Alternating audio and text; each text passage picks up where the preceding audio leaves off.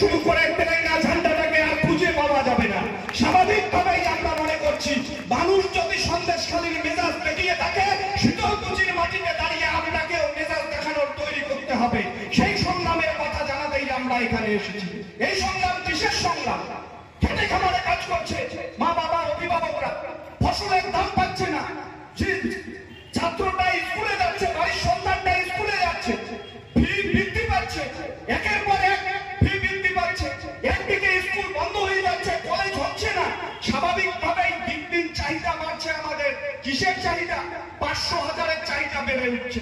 একবার চোখ খুলে দেখুন যে ওই 500,000-এর চাহিদায় আপনি যেখানে মুক্ত হয়ে আছে সেটা ভুল পথ। লড়াইয়ে নামুন, ওটা আপনার হক। মমতা ব্যানার্জি নরেন্দ্র মোদীর বাবার টাকা আপনাকে দিচ্ছে না, আপনার হকের টাকা আপনাকে দিচ্ছে। ওটা আপনার পাওনা, সেটা আপনাকে দিতে বাধ্য সরকার। যে সরকারই হোক, বাম জামানার সরকার হোক, মমতা ব্যানার্জির সরকার হোক, জনগণের টাকা জনগণকে দেয়। এখানে অবাক হওয়ার কি আছে? মমতা ব্যানার্জি কি দয়ার দান দেখাচ্ছে নাকি যে শীতলকুচির মানুষকে আমি এটা দিলাম? শীতলকুচি সিটাইয়ের মানুষের সঙ্গে বঞ্চনা করেছেন তিনি। কি করেছেন? এই এলাকার মানুষ ছেলেমেয়েরা পড়াশোনার জন্য যায়, শীতলকুচি কলেজে সিট পাচ্ছে না, কুচবিহারে পড়াশোনা করতে যাচ্ছে, মাথাভাঙায় পড়াশোনা করতে যাচ্ছে, এমবিএসটির গাড়িতে উঠছে, বেসরকারি পরিবহনে উঠছে। এই পরিবহনে ছাত্রছাত্রীদের জন্য 2011 সালের আগে হাত ভাড়া ছিল। আজকের দিনে দাঁড়িয়ে আপনি বিবেকের কাছে প্রশ্ন করুন, আপনি 200-400 টাকা রোজগার করছেন, চাল ডাল কম কিনছেন বাড়ির জন্য, আপনার ছেলেটাকে পরের দিন 100 টাকা দিয়ে কলেজে পাঠাতে হচ্ছে। টাকাটা আসবে কোথা থেকে? টাকা আপনাকে আনতে হবে। স্বাভাবিকভাবে এই সরকার এই সময়কালে ছাত্রছাত্রীদের হাত ভাড়া তুলে দিয়েছে। সিটাইয়ের মানুষকে দুচোখ ভরা স্বপ্ন দেখিয়েছিল। কি স্বপ্ন দেখিয়েছিলেন? যে সিটাইয়ে একটা ডিগ্রি কলেজ ঘোষণা করেছিলেন তিনি, দিনাটাকে কলেজ ঘোষণা করেছিলেন তিনি। আজকের দিনে দাঁড়িয়ে এই তৃণমূল নেতারা যদি এখানে থেকে থাকে, মাইকে এসে জবাব দিয়ে যাবেন। যদি এই কলেজগুলোর সন্ধান দিতে পারেন, আমরা সভা ছেড়ে চলে যাব, এই সভামঞ্চ ছেড়ে আমরা চলে যাব। জবাব দিতে পারবেন না এই কলেজগুলো কোথায়। স্বাভাবিকভাবে বড় বড় কথা বলছেন, দিদি দিচ্ছে, মোদি দিচ্ছে, বাবার টাকা দিচ্ছে। এই সময়কালে আমরা কুচবিহারে সংগ্রামের কথা বলছি, সম্প্রীতির কথা বলছি। সম্প্রীতি কি? রাজবংশী ভাবিয়ার মধ্যে লড়াই লাগানোর চেষ্টা চলছে, হিন্দু মুসলিমের মধ্যে লড়াই লাগানোর চেষ্টা চলছে। নরেন্দ্র মোদী একদিকে হিন্দুদের কথা বলছেন, মমতা ব্যানার্জি ঘোমটার নিচে ঠান্ডা রাখছেন। কি করছেন তিনি? সামনে রমজান মাস, কথা মিলিয়ে নেবেন। রমজান মাস চলে যাচ্ছে, ইফতার পার্টিতে ঘোমটা দিয়ে বেরিয়ে আসছেন, মুসলিম ভাই বোনদের উদ্দেশ্যে বলছেন এই করেছি সেই করেছি। এই এলাকার মাদ্রাসাগুলোর অবস্থা কি? শিক্ষক নিয়োগ হয়েছে, মাদ্রাসাগুলোতে নতুন একটা ঘর হয়েছে, হয়নি, বিক্রি করে দিচ্ছে। স্বাভাবিকভাবে আমাদেরকে ভাবতে হবে, ভাববার সময় এসেছে। আমরা ছাত্র যুবরা বংশী থেকে হলদিবাড়ি পর্যন্ত যে যাত্রা সংগঠিত করছি, তা আমাদের অভাব অভিযোগের কথা জানাতে নয়, মানুষের অভাব অভিযোগ অধিকারের কথা রক্ষা করবার লড়াই আমরা সামিল করছি। এই লড়াইয়ে আপনারাও সামিল হবেন। এই এলাকার মানুষ, এই যে ধর্মের নামে ভেদাভেদ আমাদের কুচবিহারের সব থেকে বড় সমস্যা। 8,000-এর বেশি স্কুল বন্ধ হয়ে যাচ্ছে, প্রাথমিক বিদ্যালয়, শিক্ষক নেই। একদিকে প্রাইমারি স্কুলগুলোকে বন্ধ করে দেওয়া হচ্ছে, আর একদিকে কি করছেন তিনি? কি করছেন? কুচবিহারের মানুষের উপর দরদ উতলায় পড়ে মমতা। কি করলো? রাজবংশী ভাষা একাডেমি করলো। কি করলো? 200টা রাজবংশী স্কুল ঘোষণা করে দিলেন।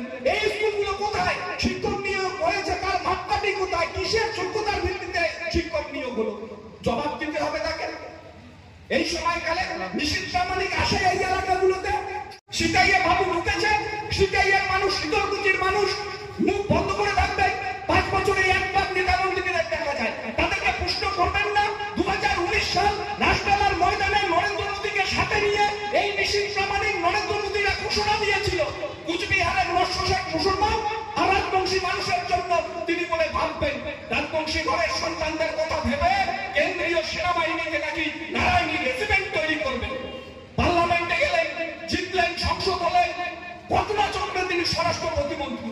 একদিনের জন্য দাঁড়িয়ে এই নিশীথ প্রামাণিক নারায়ণী সেনাবাহিনীর কথা আলোচনা করেছে, নারায়ণী ব্যাটালিয়নের কথা আলোচনা করেছে, করেননি। এই এলাকার নির্বাচিত এমএলএ তিনি বিধানসভায় গিয়ে আলোচনা করেছেন। ঘটনাচক্রে তিনি একটা হাই স্কুলের টিচার, যে হাই স্কুলের টিচার সেই হাই স্কুলের শিক্ষকের সংখ্যা 7 জন। এমএলএ কে জিজ্ঞাসা করবেন না যে আপনি যে স্কুলে টিচারি করেন সেই স্কুলের শিক্ষক সংখ্যা 11 জন, আপনি সহ আপনি বিধানসভায় অধিকাংশ সময় থাকেন, বাদ বাকি সময়টা কি হবে? কি হবে? আপনি শিক্ষক চাবেন না আপনার স্কুলের জন্য? ক্লাসরুম চাবেন না আপনি? প্রশ্ন করবার সময় এসেছে বন্ধু। 19 সালে ধোঁকা দিয়েছে, 24 আসছে, এরা আবার আসা যাওয়া শুরু করবে। স্বাভাবিকভাবে ফুল ছেটানোর আগে প্রশ্ন আপনাকে করতে হবে যে আমাদের জন্য আপনি কি করলেন। উত্তরবঙ্গ বঞ্চিত, উত্তরবঙ্গ বঞ্চিত, বড় বড় কথা বলে কারা বলে বঞ্চিত? উত্তরবঙ্গ খুললে দেখা যাবে যে বাম জামানায় এই এলাকার প্রাইমারি হাই স্কুলগুলো 195টা বাম আমলে তৈরি হয়েছে।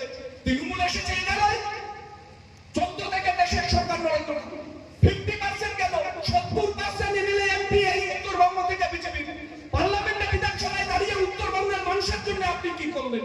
বললেন না তো। চায়ের দোকানে সুশুড়ি দিচ্ছেন, ফেসবুকে সুশুড়ি দিচ্ছেন যে উত্তরবঙ্গ বঞ্চিত আমরা।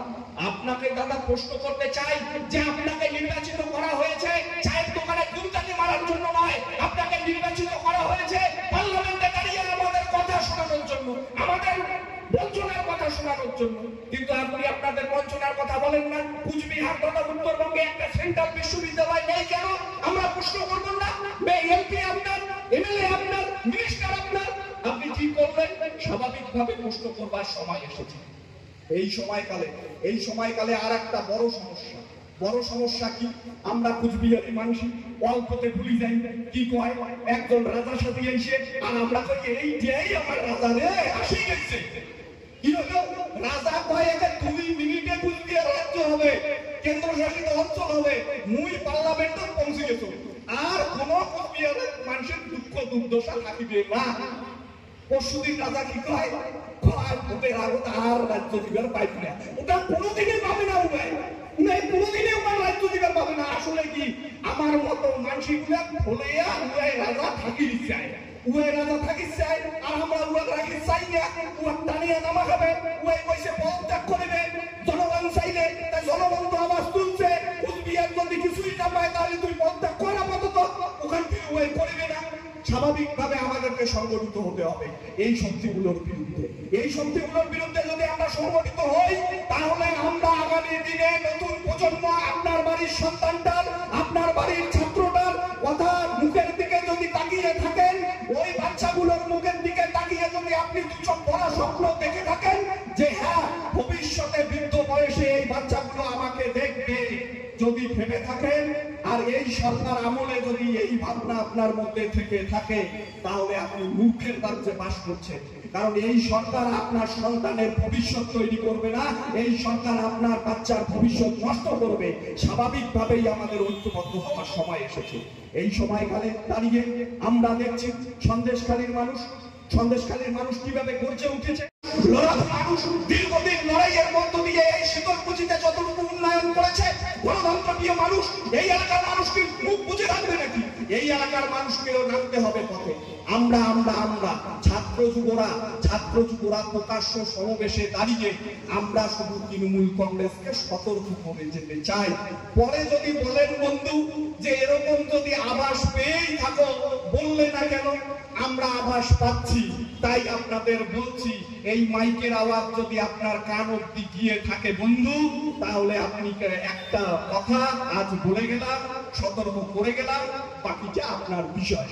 পিচের খেতে গিয়ে শাহজাহানের অবস্থা দেখেছেন, পিচের চামড়া রাখবে না পাবলিক যেদিন ঐক্যবদ্ধ হবে। এই এলাকার তৃণমূল কংগ্রেসের যে ছোট বড় মেজ গুন্ডারা আছেন, লাল ঝান্ডা সাদা ঝান্ডার বিরুদ্ধে টানটা ধরেন, তাদের উদ্দেশ্যে বলছি, পিঠে পুলি খান অভ্যাস আছে, সব ঠিক আছে, এবার পিঠে বস্তা বাঁধার অভ্যাস করুন। আগামী দিনে মানুষ ঐক্যবদ্ধ হচ্ছে, আর বস্তা যদি পেতে না আসেন, পরে আমাদেরকে বলতে পারবেন না যে ছাত্র যুবরা বলে ভবিষ্যৎ দেখতে পারে, হয়, ভবিষ্যৎ যদি আমাদের এ ধরনের হয়ে থাকে, আমরা আগে কেন আপনাকে সতর্ক করিনি? তাই সতর্ক বার্তা আপনাকে করতে আসলাম, করে গেলাম। আপনি যদি সতর্ক হয়ে যান ভালো, তাহলে আপনারটা আপনি বুঝবেন, আমাদের হাতে আর কিছু করার থাকবে না। স্বাভাবিকভাবে এই এলাকার মানুষকে আমরা অনুরোধ রাখতে চাই, সভাপতি বলবার সময় বলল হলদিবাড়ি না, বক্সি থেকে হলদিবাড়ি পর্যন্ত আমাদের যে যাত্রা, আজকে দ্বিতীয় দিন। সারাদিন যাত্রা ঘুরে রাত্রে পৌঁছলো এই শীতলকুচি বাজারে। শীতলকুচির মানুষের আপ্যায়ন আমরা সাদরে গ্রহণ করছি। আজ রাত এখানে থেকে কাল সকালবেলা আমরা রওনা দিব মাথা ভাঙার উদ্দেশ্যে। কাল সারাদিন যাত্রা চলবে, পরশু পৌঁছবে হলদিবাড়িতে। মেখলিগঞ্জে আমাদের কেন্দ্রীয় সমাবেশ, সেই কেন্দ্রীয় সমাবেশকে সফল করবার জন্য আমরা গোটা জেলা জুড়ে আমরা প্রচার সংগঠিত করছি। এই সমাবেশে আসুন বন্ধু, তৃণমূল বিজেপির বিরুদ্ধে ঐক্যবদ্ধ লড়াইয়ের কথা ডাক দিচ্ছি আমরা। এই সমাবেশে সকলে আসুন। এই সমাবেশে প্রকাশ্য সমাবেশে বক্তা থাকবেন কমরেড মীনাক্ষী মুখার্জি, এসএফআই এর কমরেড দেবাঞ্জন দে, ছাত্র যুব আন্দোলনের প্রাক্তন নেতৃত্বরাও সেখানে থাকবে। নতুন প্রজন্ম আপনাকে নতুন ভাবনা জানাবে এবং অভিজ্ঞতার কথা শোনাবে। প্রাক্তন ছাত্র যুব নেতৃত্বরা অভিজ্ঞতা নিয়ে ফিরবেন, নিজের অভিজ্ঞতা দিয়ে দেখবেন তৃণমূল এবং বিজেপির কাছে 500,000 টাকায় বিক্রি হবেন না। নিজের ভবিষ্যৎ আপনাকে নিজেকেই ঠিক করতে হবে, সামনের দিন আসছে। ধন্যবাদ, নমস্কার। পরিবারগুলোর প্রতি আমরা সমবেদনা জানাই। কিন্তু একটু আগে যে কথা বলছিলাম, যে আমরা যেমন বামপন্থীরা একই সুরে কথা বলি, খেটে খাওয়া মানুষদের পক্ষে, গরিব মানুষের পক্ষে, তাদের রুটি রুজির পক্ষে, বেকারদের কাজের পক্ষে, তৃণমূল আর বিজেপিও তারাও একই কথা বলে। একদিকে তৃণমূল প্ররোচিত করে, একদিকে বিজেপি মানুষকে উস্কায়, এবং তাদের প্ররোচনা এবং উস্কানির ফলে গরিব খেটে খাওয়া মানুষরা তাদের মৃত্যু হয় পুলিশের গুলিতে, কেন্দ্রীয় বাহিনীর গুলিতে, তাদের ব্যক্তির বিরুদ্ধে লড়াই হয়। আমরা দেখতে পাচ্ছি আমাদের সারা দেশ জুড়ে এই দেশে বিজেপি সরকার যবে থেকে নির্বাচিত হয়েছে, সেই 2014 সাল থেকে আজকে 2024 সাল অত্যন্ত গুরুত্বপূর্ণ একটা সময়। এই 2024-এর নির্বাচন আমাদের কাছে আমাদের দেশ বাঁচানোর লড়াই। আমাদের দেশ বাঁচানোর লড়াই মানে আমাদের দেশ বাঁচানোর লড়াই বলছে এই কারণেই, কারণ 2014 সালে বিজেপি আমাদের দেশের সরকারে আসবার পর থেকে আমাদের দেশের সংবিধান, আমাদের দেশের ভারতের সংস্কৃতি, আমাদের ধর্মনিরপেক্ষতার ইতিহাস, সেই প্রত্যেকটি ইতিহাসের উপর আক্রমণ করা শুরু করেছে। আমরা দেখেছি আমাদের যে দেশে, সেই দেশে কখনো ধর্মে ধর্মের লড়াই ছিল না, ধর্মে ধর্মে বিভাজন ছিল না। সেই সময় আমরা এসে দেখছি দেশের বিজেপি সরকার পেটের ভাত দেওয়ার যাদের ক্ষমতা নাই, তারা প্রত্যেকদিন জিনিসপত্রের দাম বাড়াচ্ছে, তারা মানুষের ধর্মের বিভাজন ঘটাচ্ছে। যাদের খেতে দেওয়ার অনুরোধ নেই, তারা কে কি খাবে, কে কি পড়বে, সেই সমস্ত কিছুকে নিয়ন্ত্রণ করে দিতে চাইছে। যারা দুমুঠো খাবার বেকারের পেটে জোগাড় দিতে পারে না, তারা কে কি মাংস খেলো, কে কি পোশাক পরলো, সেই নিয়ে তাদের বাড়িতে কি আক্রমণ চালাচ্ছে। আমরা দেখছি সারা দেশ জুড়ে বিজেপি ঠিক যে যে কায়দায় মানুষের উপর আক্রমণ করছে, ঠিক একইভাবে আমাদের রাজ্যের তৃণমূল একই জিনিস আমাদের রাজ্যে ঘটাচ্ছে।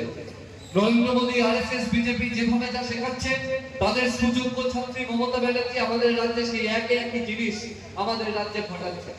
আমরা দেখতে পেলাম আমাদের দেশের শিক্ষা ব্যবস্থা, কেন্দ্রীয় সরকার আরএসএস এর ইচ্ছা মতো আমাদের দেশের সরকার একটা নতুন শিক্ষা ব্যবস্থা নিয়ে এলো। এই শিক্ষা ব্যবস্থায় আমাদের রাজ্যের 3 বছরের গ্রাজুয়েশন কোর্স, সেই 3 বছরের গ্রাজুয়েশন কোর্স হয়ে গেল 4 বছর। প্রত্যেক বছর সেমিস্টার ফি, সেই সেমিস্টার ফিস বেড়ে গেল। আর তার ফলে আমরা দেখলাম আমাদের এখানকার নর্থ বেঙ্গল ইউনিভার্সিটি, সেই নর্থ বেঙ্গল ইউনিভার্সিটির 90% ছাত্রছাত্রী যারা প্রথম সেমিস্টারে ফেল করে গেলেন।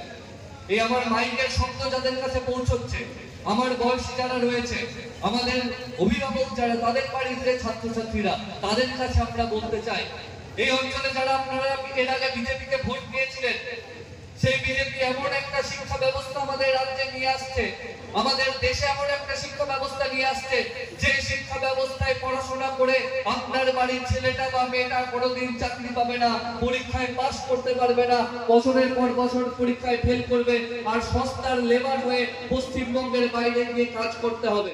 গুন্ডাতে পরিণত করছে, তারা ভোটের দিন ভোট করতে গিয়ে পুলিশের গুলি খেয়ে পড়ছে। বন্ধু, এই বিষয়টা আপনাদেরকে বুঝতে হবে।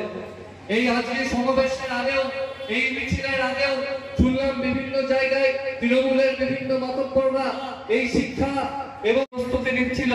আমরা তাদেরকে বলতে চাই যে আমাদের এই লড়াই, আমাদের এই জাথা, আমাদের এই দাবি শুধুমাত্র যারা এসএফআই করে আর যারা ডিওএফআই করে আর যারা এবিডিএ করে তাদের বাড়ির ছেলে মেয়েদের জন্য নয়। আমরা যখন বলছি সব হাতে কাজ যায়, সব পেটে ভাত চাই, তখন শুধুমাত্র আমাদের জন্য নয়, যারা তৃণমূল করে, যারা বিজেপি করে তাদের বাড়ির ছেলে মেয়েটাও যাতে কম খরচে পড়তে পারে, তাদের বাড়ির ছেলে মেয়েটাও যাতে দু হাতে কাজ পায়, পেটে ভাত থাকে, আমরা তাদের জন্য লড়াই করছি। এই সময় দাঁড়িয়ে সারা দেশ জুড়ে, সারা রাজ্য জুড়ে মানুষের মধ্যে বিভেদের রাজনীতি চলছে। একটু আগে প্রণয়দা বলছিল যে বোঝানোর চেষ্টা চলছে শুধুমাত্র পশ্চিমবঙ্গের এই উত্তর অংশগুলো বঞ্চিত, কিন্তু শুধু কি তাই?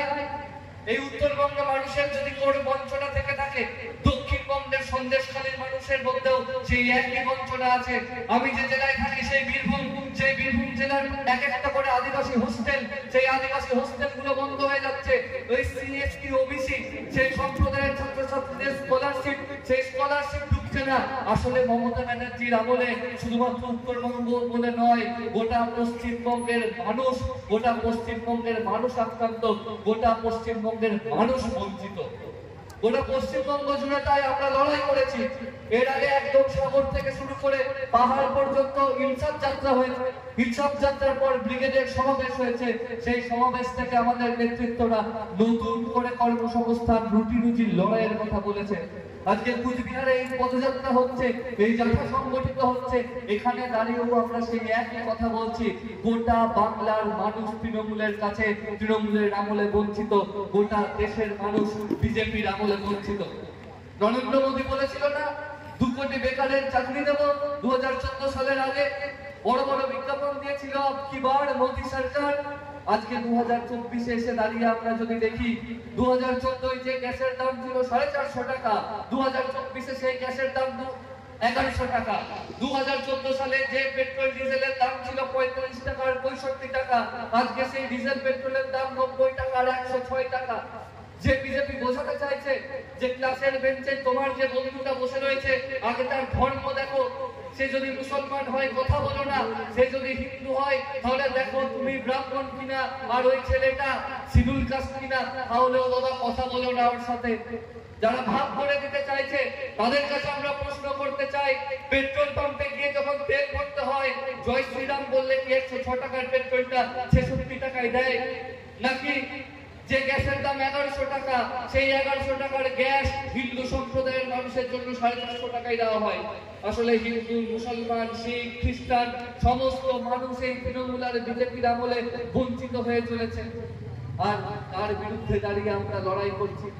কিন্তু আমরা যখন রাস্তায় দাঁড়িয়ে লড়াই করছি, আমরা যখন তখন আরেক দল তৃণমূল, যারা মুখে খুব বড় বড় কথা বলে, বিজেপির বিরুদ্ধে কথা বলে, আমরা দেখতে পাচ্ছি তৃণমূল আর বিজেপির মধ্যে এক অদ্ভুত রকমের সেটিং হয়ে যাচ্ছে। কখনো কখনো নরেন্দ্র মোদী কলকাতায় উড়ে আসছেন, আবার কখনো কখনো মমতা ব্যানার্জি চলে যাচ্ছেন দিল্লিতে, কখনো কখনো কলকাতায় গিয়ে মমতা ব্যানার্জি ধর্ণা দিচ্ছে, কখনো কখনো ধর্ণা দিচ্ছে। যখন মনে হচ্ছে সিবিআই এবার একটু ভাইপোকে ডাকতে পারে, ভাইপোর বউকে ডাকতে পারে, ভাইপোর বউ কোথা থেকে কোন সোনা পাচার করেছে সেই খবর যখন বেরিয়ে যাচ্ছে, মনে হচ্ছে ভাইপোকে এবার তুলবে, মমতা ব্যানার্জি চলে যাচ্ছে ধর্ণা দিতে। আসলে ওটা ধর্ণা দেওয়া নয়, মমতা ব্যানার্জি মোদী ভাইকে বলছে আমায় একটু ধর্ণা, ধর্ণা, দু হাতে চেপে ধর্ণা, ধর্ণা। আর নরেন্দ্র মোদী কখনো কখনো মনে হচ্ছে পার্লামেন্টে কোনো বিল পাস করাতে হবে, তখন নরেন্দ্র মোদী দিল্লি থেকে কলকাতায় উড়ে আসছেন, রাজভবনে দুজন মিলে বসছেন, দিদি মোদীকে শাল দিচ্ছে, মোদী দিদিকে মালদার আম দিচ্ছে, আর মানুষকে জনগণকে বোকা বানাচ্ছে। আর মমতা ব্যানার্জি, নরেন্দ্র মোদী দুজন মিলে চুপচুপকে কাহনা পেয়ার হ্যাঁ, ওদের পেয়ারের চোটে মানুষের পেটের ভাত আর রাতের ঘুম উড়ে যাচ্ছে। মানুষের কর্মসংস্থানের দাবিতে আমাদের এই লড়াই, আমাদের এই যাত্রা। কেউ তৃণমূল কোন কাজটা করেছে এতদিন ধরে? তৃণমূল যে কাজটা করেছে সেটা হচ্ছে চুরি আর বাটপাড়ি। কি চুরি করেনি? মানুষের 100 দিনের কাজের টাকা চুরি করেছে, মানুষের পায়খানার যে টাকা আসে পঞ্চায়েতের সেই টাকা চুরি করেছে, আমফানের ত্রাণের টাকা চুরি করেছে, তিরপলের টাকা চুরি করেছে, তৃণমূল খায় না এমন কোনো জিনিস নাই। তৃণমূলের নেতারা সকালে উঠে কাটমানি খায়, দুপুর বেলায় কাটমানি খায়, দুপুরে আপনারা যখন ভাত খান তৃণমূল কাটমানি খায়, বিকালে চায়ের বদলে তৃণমূল কাটমানি খায়, আবার রাত্রে শুতে যাওয়ার আগে কাটমানি খায়। আর মাঝে মধ্যে ওই কাটমানি ঠেকুর তোলার মতো কখনো নিশীথ প্রামাণিক আর কখনো নদিয়া থেকে দু একটা করে এমএলএ বিজেপিকে পাঠিয়ে দেয়। আবার বিজেপি কখনো কখনো তফা হিসেবে তাদের পুরনো একটা বিধায়ক তাপস রায়ের মতো কোনো লোকজনকে বিজেপিতে পাঠিয়ে দেয়, পাঠিয়ে বলে কামনা পেয়ার হ্যাঁ। দুজনের এই ভালোবাসার নিদর্শন দিতে গিয়ে আমাদের সারা রাজ্যের সারা দেশের মানুষের জীবন লাঞ্ছিত হতে চলেছে। যারা চুরি করে, এর আগের দিন প্রণয়দা বলছিল, যারা চুরি করে আমরা বাংলা ভাষায় তাদেরকে চোর বলি, যারা ডাকাতি করে আমরা বাংলা ভাষায় তাদেরকে ডাকাত বলি, যারা গরু চুরি করে তাদেরকে আমরা বাংলা ভাষায় গরু চোর বলি, যারা সোনা পাচার করে তাদেরকে আমরা পাচারকারী বলি, আর যারা এই সব কাজগুলো একসাথে করে তাদেরকে আমরা তৃণমূল কংগ্রেস বলি। আর এই তৃণমূল কংগ্রেসকে যারা পাহারা দেয় তাদেরকে আমরা বিজেপি বলি। তাই বিজেপির বিরুদ্ধে তৃণমূল লড়ছে না, আর তৃণমূলের বিরুদ্ধে বিজেপি লড়ছে না। এই দুইয়ের বিরুদ্ধে যদি কেউ লড়াই করছে সেটা হচ্ছে এখানে দাঁড়িয়ে বামপন্থীরা লড়াই করছে। গোটা সন্দেশখালীর ঘটনা প্রমাণ করেছে যে বাংলার মানুষ চিরকাল অত্যাচারিত হয়ে থাকবে না। ওই অত্যাচারিত হতে হতে যে মা বোনেরা হাতে শুধুমাত্র চুরি পড়ে থাকতো, তারা আস্তে আস্তে হাতে লাঠি বাঁশ আর কাস্তে তুলে নিচ্ছে তৃণমূলের এই গুন্ডামির বিরুদ্ধে লড়াই করছে। গোটা সন্দেশখালীর ঘটনার পরে তৃণমূলের নেতারা যখন রাস্তায় বেরোতে, মমতা ব্যানার্জির মনে হলো যে আরো রাজ্যের গোটা সমস্ত ছোটখাটো মাঝারি চোরগুলোকে জড়ো করি, আর চোরগুলোকে জড়ো করে 10 তারিখ ব্রিগেডের মাঠে জনগর্জন সভা করব। হারে আবার হ্যান্ডেল, স্যান্ডো গেঞ্জির আবার বুক পকেট, তৃণমূলের আবার ব্রিগেডের সভা। এই সমস্ত চোরেদেরকে একসাথে মিলিয়ে ব্রিগেডে ওরা সভা করছে। ওই ব্রিগেডের সভা তাদেরকে নিয়ে যাচ্ছে। এই দেখবেন গ্রামাঞ্চলের মানুষজন যারা বিভিন্ন সেলফ হেল্প গ্রুপ বা বিভিন্ন লোন সংস্থা সেগুলোর সাথে যুক্ত, তাদের যে ভয় দেখানো হয় যে তৃণমূলের মিছিলে না হাঁটলে তোমাদের ওই সমস্ত সুযোগ সুবিধা বন্ধ হয়ে যাবে, তৃণমূলের মিছিলে না হাঁটলে তোমার ঘরটা ভাঙচুর হবে, তৃণমূলের মিছিলে না হাঁটলে তোমার বাড়ির মেয়েটা কলেজে পৌঁছতে পারবে না। আর 4 দিন ধরে আমাদের এই জায়গায় যারা হাঁটছে, এই জায়গায় যারা হাঁটবে, তারা আপনাদের প্রত্যেক দিনের রুটি রুজির লড়াইয়ের জন্য হাঁটছে, তাদের লড়াইয়ের জন্য রাস্তায় হাঁটছে।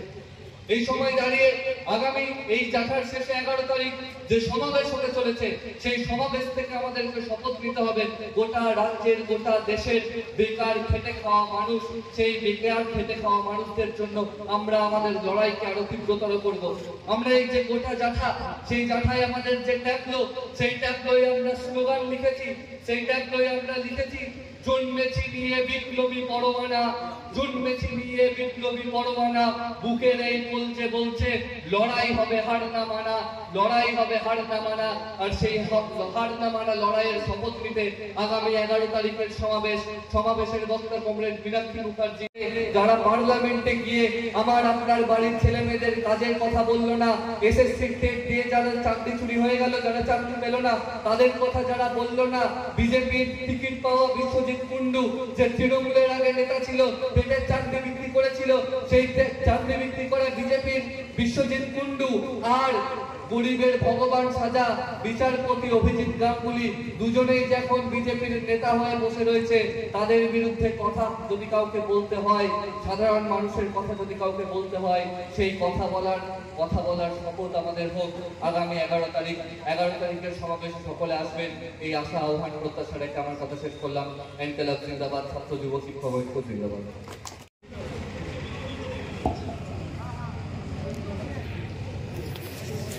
কংগ্রেস সভাপতি উপস্থিত, এসএফআই রাজ্য নেতৃত্ব উপস্থিত, ডিএফআই নেতৃত্ব এবং আমাদের গণ আন্দোলনের যারা নেতৃত্ব ও যারা আমাদের বক্তব্য শুনছেন, সবাইকে প্রথমে ডিএফআই এর পক্ষ থেকে লাল সালাম জানাই। আজকে মনে হচ্ছে শীতল মুছে পরিবেশটা ঠান্ডা। কেন ঠান্ডা? সবগুলো চলে গেছে কলকাতা, এলাকা শূন্য। আজকে সারা শীতল মুছে সারা দিন সারা রাত জিল্লায় দিন আসবে, সেদিন থেকে আবার শীতলকুচি শুরু হবে কাঁচাল, শীতলকুচি শুরু হবে ডাঙাডাঙি। আজকে আর তিনটা শীতলকুচি মানুষই আরাম করিয়া না ঘুমাইবে। সব চলে গেছে, সব কলকাতায় গিয়ে চোরদের মিটিং হচ্ছে, মানুষকে বোকা বানিয়ে দিয়ে তারা মানুষকে শাসন করছে। একদিকে শীতলকুচি থেকে শুরু করে সারা বাংলায় স্কুল কলেজগুলো বন্ধ হয়ে যাচ্ছে, শিক্ষক নেই, শিক্ষক নিয়োগ বন্ধ হয়ে যাচ্ছে। যে শিক্ষকগুলো আছে সেই শিক্ষকগুলো আবার সাবজেক্টের শিক্ষক নয়। কারো যদি বাংলার শিক্ষক আছে সেটা ইংলিশ নাই, কোন শিক্ষক নাই। এখানে আশপাশে যে স্কুলগুলো আছে শিক্ষক নিয়োগ বন্ধ হয়েছে।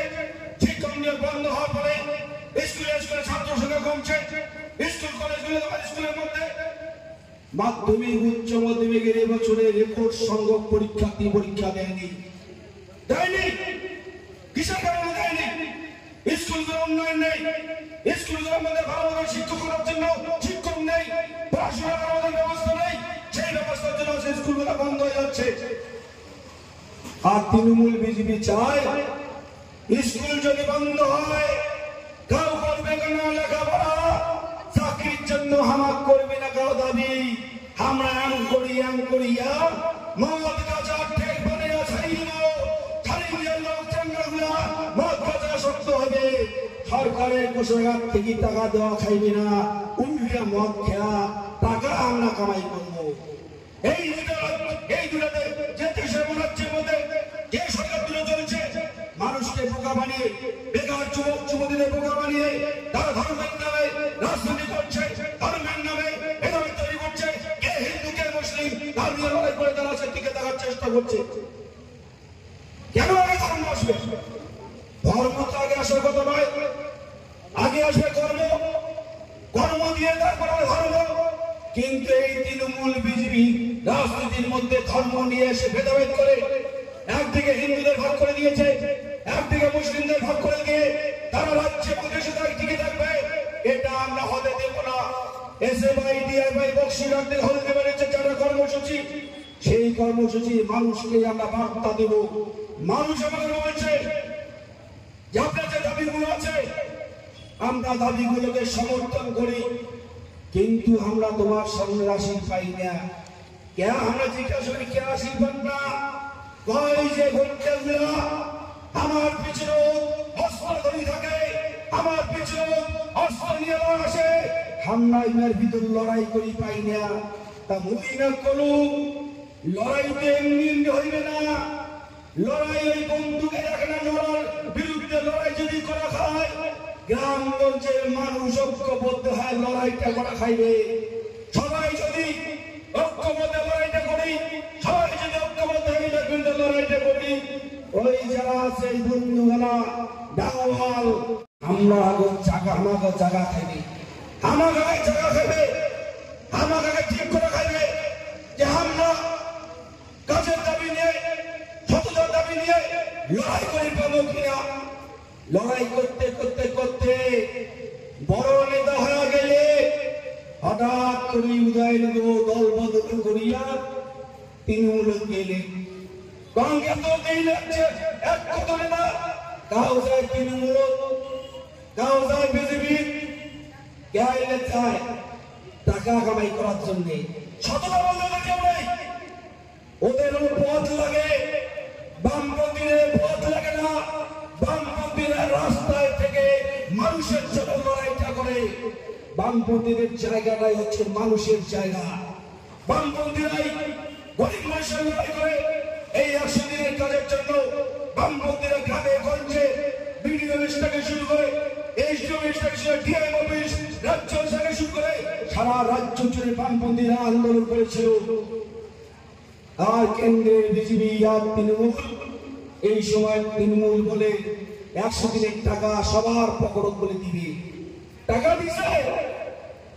দিছে কিন্তু যে টাকাটা ঢুকছে সে টাকা অর্ধেক খাওয়া শেষ। কেন টাকা দিয়ে দিচ্ছে জানেন? কারণ এই তৃণমূলকে প্রশাসন খুব কষ্ট করেছে।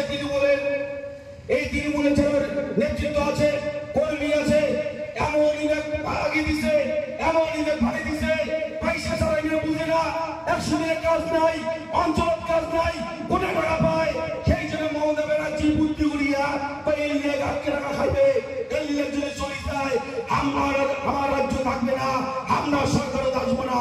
সেই জন্য নিজের পোশাক লাগিয়ে হোক আর মদ বেচে হোক, ইমিয়ার টাকা কান দেওয়া খাইবে। ইমিয়ার যদি দেয় 3000 টাকা, ওটা থেকে আমার নেতাগুলোর টাকা তুলিয়ে খাওয়া পাইবে, তাহলে কয়দিন হলো 3 উল্টা করবে। এরাই রাজনীতি করে, এরাই ভাবে রাজনীতি করে। সেই জন্য শীতলকুচি থেকে শুরু করে এই এলাকার মানুষজনকে আমরা একটাই বার্তা দিতে চাই, আমরা আন্দোলন করবো কাজের ভিত্তিতে।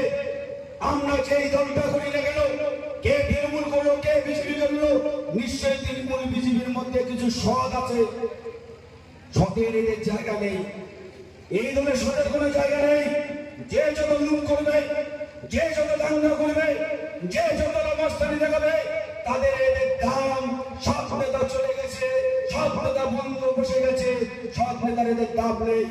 আমরা সেই সমস্ত সব যারা বিরোধী দল করে, আমরা বিরোধী দলের তৃণমূল বিজেপি আছে, তাদেরকে আমরা বলতে চাই, আসুন আমরা ঐক্যবদ্ধ হই, নতুন একটা সমাজ করব, যে সমাজের মধ্যে মহিলারা নিরাপত্তা যে হীনতা ভুগছে, সেটাকে আমরা সাহায্য করার জন্য পুলিশ থেকে শুরু করে এসপি অফিস ঘেরাও করব। খালি হচ্ছে টাকা তুলি বেড়াবো, টাকা তুলি বেড়াবো। এই যে মনে করেন এই খানা টানা থেকে আসে, সবাই এলাকায় মমতা ব্যানার্জি বলছে টাকা তোলো, টাকা তোলো, টাকা তুলিয়া কোষাগারের দুয়ার। আমরা খালি লুট করে খাবো। গরিব মানুষ কি হোক ভোট দেওয়ার দরকার নাই, গায়ে ঘর পাই, গায়ে 80 দিনের টাকা পাই, আমার দেওয়ার দরকার নাই। আমার প্যাট, আমার বাড়ি, ভালো মতো চলিয়ে পারি, এটাই কয়। এটাই চিন্তা। সেই জন্য আমরা এসএফআই-ডিএফ এর পক্ষ থেকে বক্সিরের যে থেকে হলদিবাড়ির চাটা কর্মসূচি দিয়েছি, আপনাদের শীতলকুচি এলাকার মানুষের কাছে আবেদনকে শান্ত করার জন্য আমাদের পাশে আসুন। বেকার যুবক যুবতীদের কাজের দাবি নিয়ে আমাদের পাশে আসুন। শীতলকুচি এলাকার থেকে যে সমস্ত পরিযায়ী শ্রমিকরা দিনের পর দিন ঘর ছাড়া হয়েছে, তাদের কাজের দাবি নিয়ে আমাদের লড়াইটা আমাদের এখানে করতে হবে। কুচবিহার জেলায় নতুন নতুন শিল্প কারখানা তৈরি করে এখানকার শ্রমিকদের কাজ এখানে দিতে হবে। এরা হচ্ছে দিনের পর দিন পরিযায়ী শ্রমিক হয়ে থাকবে, নিজের ভিটা সারি থাকবে, আর এগুলো দেখি বেড়াইবে। এটা আমরা মানবো না, ভিটা সারা যাবে না, ভিটার মধ্যে থাকবে। আমার কাজটা আমার করা খাইবে, কাজটা আমার করা খাইবে, আর ঐক্যবদ্ধ আমার লড়াইটা আমরা খাইবে। এই বলে বক্তব্য শেষ করছি। ইনকলাব জিন্দাবাদ, ডিআইএফআই জিন্দাবাদ। আমাদের আজকে নয়, গতকাল 8ই মার্চ থেকে আমাদের কর্মসূচি শুরু হয়েছে। আমরা এসএফআই, ডিওয়াইএফআই, এবিটিএ এবং এবিপিটিএ এই 4টি গণসংগঠনের ডাকে আমরা 8ই মার্চ আমাদের জেলার প্রান্তিক ব্লক বক্সিরহাট, আসাম লাগোয়া বক্সিরহাট থেকে আমরা আমাদের সংগ্রামী এবং সম্প্রীতির যাত্রা আমরা শুরু করেছি। এই যাত্রা আগামী 11ই মার্চ হলদিবাড়িতে গিয়ে শেষ হবে এবং সেখান থেকে একটি কেন্দ্রীয় যাত্রা, সেটা মেকলিগঞ্জে কমরেড মীনাক্ষী মুখার্জি যে প্রকাশ্য সমাবেশ আছে, সেই সমাবেশে গিয়ে শেষ হবে। আমরা যে মূল কথাগুলো বলেছি এই সময়কালের মধ্যে দাঁড়িয়ে, আমরা বলেছি সকলের জন্য শিক্ষা, সকলের জন্য কাজ। আমরা বলেছি আমাদের জেলার যে আবেগ, আমাদের জেলার সেন্টিমেন্ট, চকচকায় প্রস্তাবিত যে জমি যেখানে ছিল, বামপন্থীরা যে জমি অধিগ্রহণ করেছিল, সেখানে জুটপাট তৈরি করতে হবে। আমরা বলেছি কুচবিহার জেলা কৃষিভিত্তিক জেলা, সেখানে কৃষি নির্ভরশীল, কৃষিভিত্তিক একটা বড় শিল্প কারখানা তৈরি করতে হবে। আমরা বলেছি প্রতি বছর স্বচ্ছতার সাথে শিক্ষক সহ বিভিন্ন সরকারি দপ্তরে চাকরির পরীক্ষা নিতে হবে এবং সেই সঙ্গে কলেজ এবং ইউনিভার্সিটির ক্যাম্পাসগুলো দুর্নীতিমুক্ত, সন্ত্রাসমুক্ত, নৈরাজ্যের পরিস্থিতির বাইরে বের করতে হবে। এই সমস্ত দাবিগুলো দিয়ে আমরা এসএফআই, ডিওয়াইএফআই আমরা আমাদের আন্দোলন কর্মসূচি সেটা আমরা চালিয়ে যাচ্ছি। আপনার নাম? শম্ভু চৌধুরী, আর আমার সঙ্গে উপস্থিত আছে আমাদের জেলার সম্পাদক ডিওয়াইএফআই কমরেড সুধাংশু, আমি জেলার সভাপতি কমরেড সুধাংশু, যুব সংগঠনের যুব সংগঠন।